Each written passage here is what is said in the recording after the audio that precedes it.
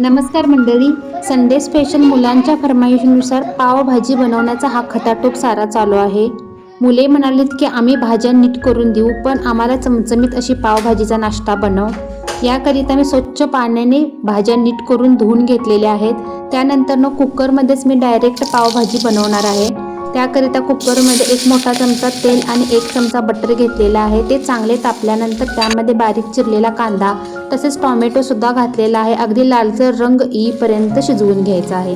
त्यानंतर त्यामध्ये ज्या आपण भाज्या नीट करून घेतलेल्या होत्या त्यापैकी बारीक चिरलेलं गाजर, बारीक चिरलेला बटाटा, मटार तसेच पावभाजीला अगदी सुंदर आणि अप्रतिम कलर येण्यासाठी बारीक चिरलेले बीट वापरलेलं आहे आणि फ्लॉवरचे छोटे तुकडे. सर्व भाज्या अगदी 2 ते 3 मिनिटाकरिता मी तेलामध्ये परतवून घेतल्या आणि त्यानंतर त्यामध्ये चवीपुरतं 1 चमचा मीठ घातलेला आहे. तसेच हळद पावडर घातलेले आहे, लाल मिरची पावडर 1 चमचा आणि 1 चमचा पावभाजी मसाला.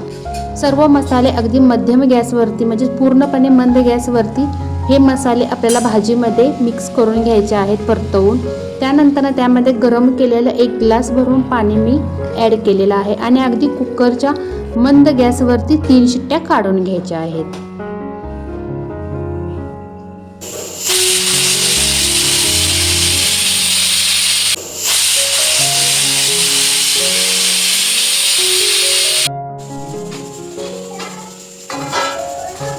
पावभाजीची भाजी कुकरमध्ये शिजत आहे तोपर्यंत मी बॅगमधील जे काही लादी पाव आणले होते ते अगदी प्लेटमध्ये काढून घेत आहे. कुकरच्या अगदी 3 शिट्ट्या झालेल्या आहेत आणि भाजीसुद्धा पूर्णपणे शिजलेली आहे. स्मॅशरच्या साहाय्याने पूर्ण भाजी तुम्ही व्यवस्थितपणे मिक्स करून घेऊ शकता. मी या ठिकाणी अगदी स्मॅशर नसल्यामुळे घरामध्ये असलेल्या रवीचा वापर करून भाजी पूर्णपणे कुस्करून घेतलेली आहे आणि त्यानंतरच त्यामध्ये 1 मोठा चमचा बटर घातलेला आहे. तसेच बारीक चिरलेली कोथिंबीर सुद्धा वापरलेली आहे. कुकरमध्ये पावभाजी बनवल्यामुळे अगदी जास्त काही भांड्याचा पसारा पडत नाही. तसेच कमी वेळेत झटपट आणि पटकन बनणारी ही पावभाजी आहे. त्यानंतर आपण या ठिकाणी मी लादी पाव घेतलेले आहेत. लादी पाव शेकून घेऊ.